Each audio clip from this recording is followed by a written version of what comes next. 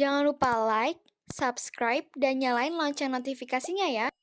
Salam sepak bola, sahabat bola mania. Jumpa lagi dalam Bola Mania Channel bersama Yosef Tortulis. Tim nasional Under-19 Indonesia tampil cukup agresif dalam dua laga awal kejuaraan Piala AFF Under-19. Meski bermain imbang 0-0 melawan Vietnam, tim Garuda berhasil meredam agresivitas pemain-pemain Vietnam. Dan dalam laga kedua, tim asuhan Sinteyong sukses menghujani gawang Brunei Darussalam 7-0 tanpa balas. Kemenangan atas Brunei Darussalam tentu saja membuka peluang atau menjaga asa Indonesia untuk tampil di babak semifinal.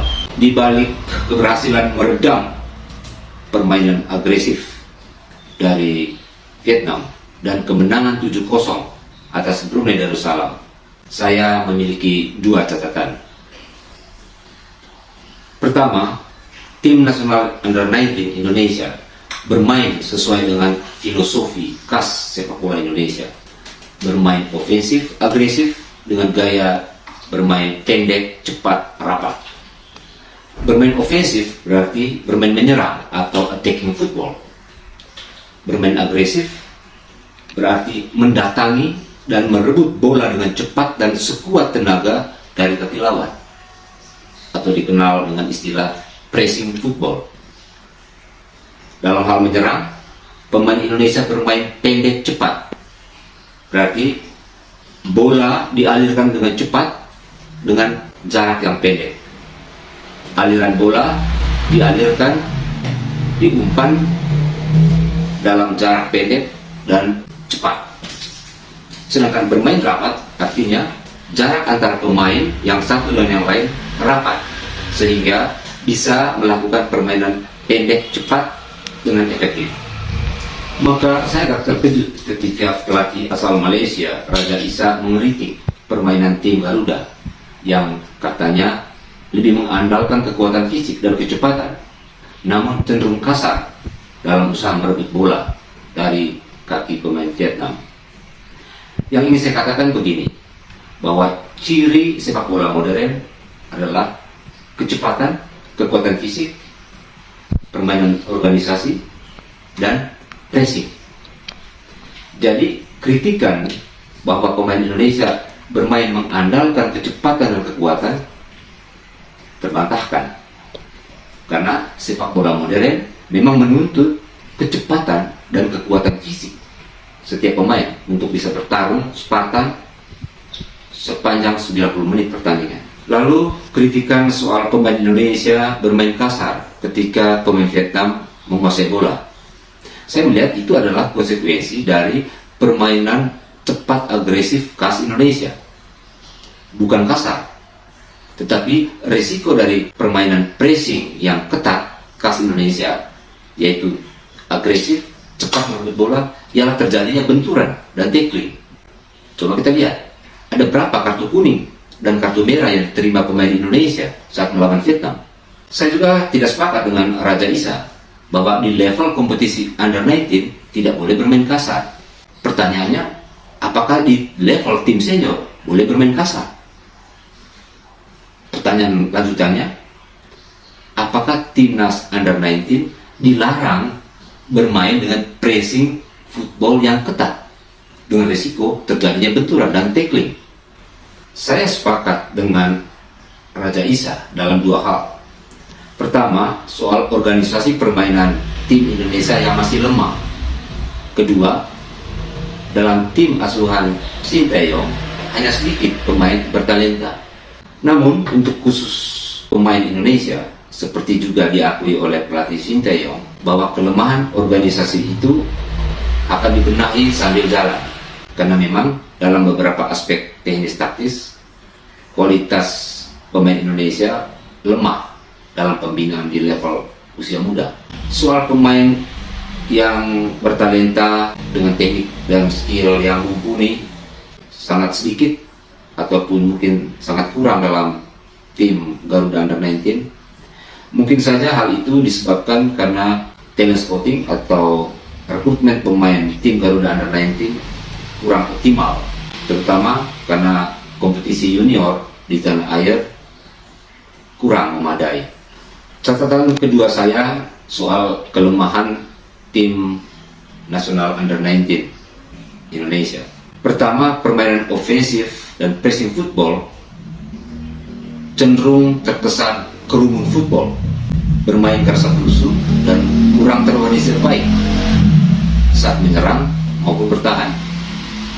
Saat kehilangan bola dan melakukan pressing, seharusnya pemain-pemain Indonesia menekan lawan secara kolektif. Artinya, usaha pemain Indonesia dalam merebut bola dari kaki lawan harus dilakukan secara bersama dan serempak dengan dua taktik.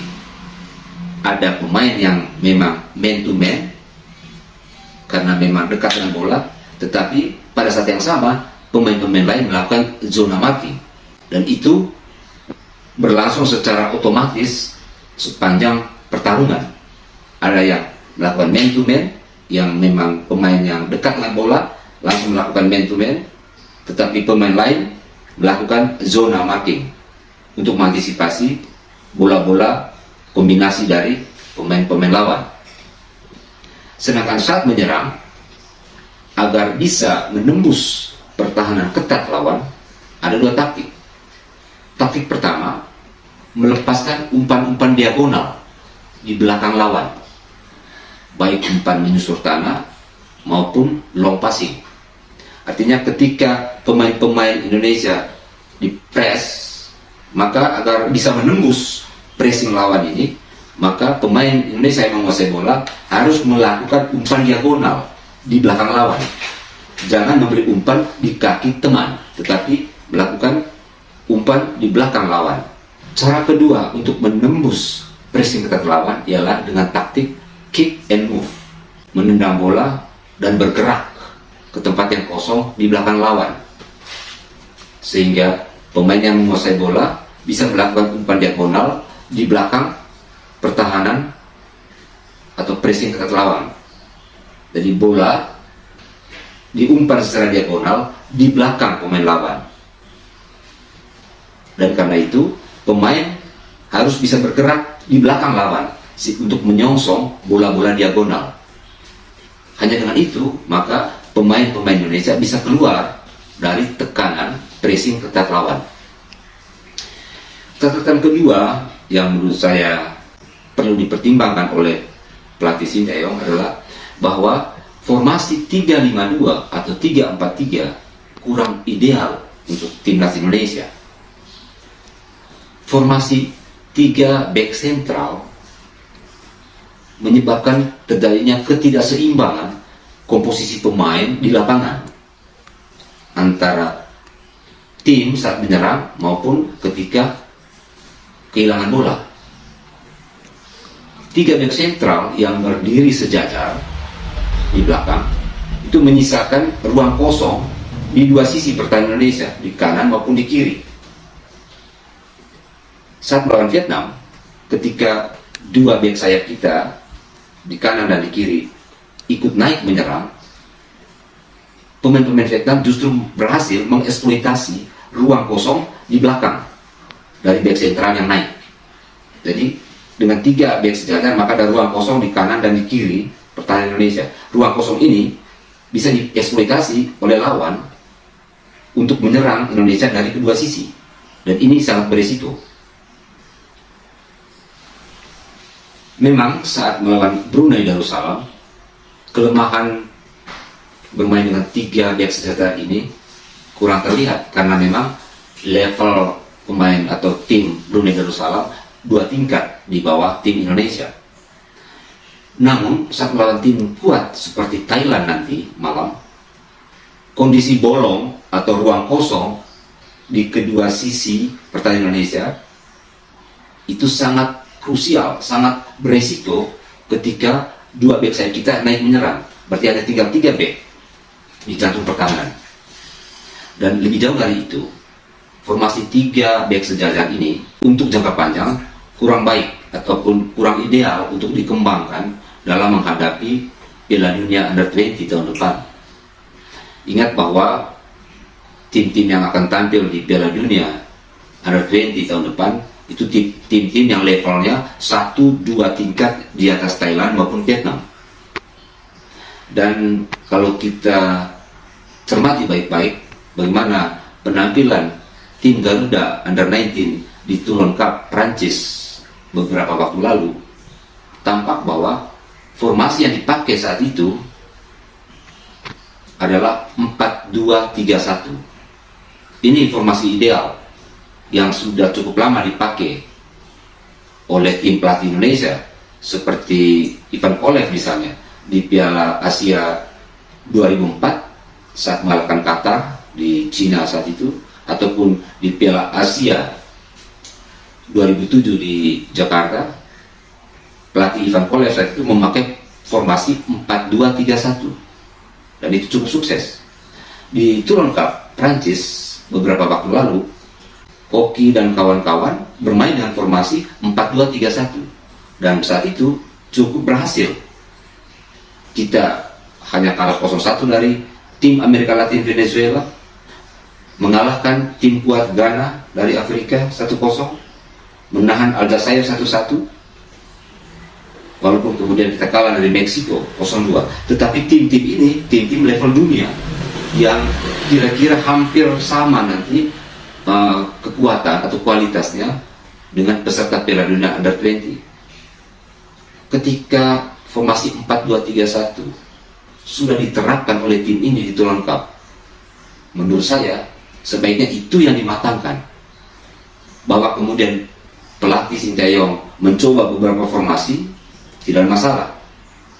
Hanya saya menyoroti bahwa posisi dengan 3 back sejajar sangat beresiko untuk pemain Indonesia yang selain posturnya nanti kurang tinggi, kurang kuat, kurang cepat dibanding tim-tim peserta Piala Dunia Under 20, juga kualitas pemain Indonesia untuk menjalankan organisasi dengan 3 back dan mengandalkan 2 back sayap yang mempunyai tugas ganda, ikut menyerang tapi juga bertahan, itu membutuhkan waktu dan tidak mudah.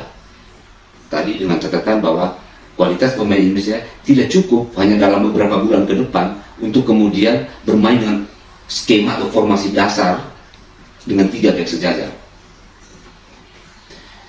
Sahabat bola mania, ini sekedar ulasan ataupun perspektif saya mengenai permainan tim Indonesia ketika sukses meredam permainan Vietnam, salah satu kekuatan sepak bola Asia Tenggara setelah Thailand, dan juga membantai Brunei Darussalam 7-0. Kita tentu berharap bahwa permainan nanti malam melawan Thailand, penampilan tim Garuda Under 19 bisa lebih baik, lebih terorganisir, sehingga bisa merebut kemenangan. Sampai di sini dulu obrolan kita. Sampai jumpa di episode selanjutnya. Salam sepak bola.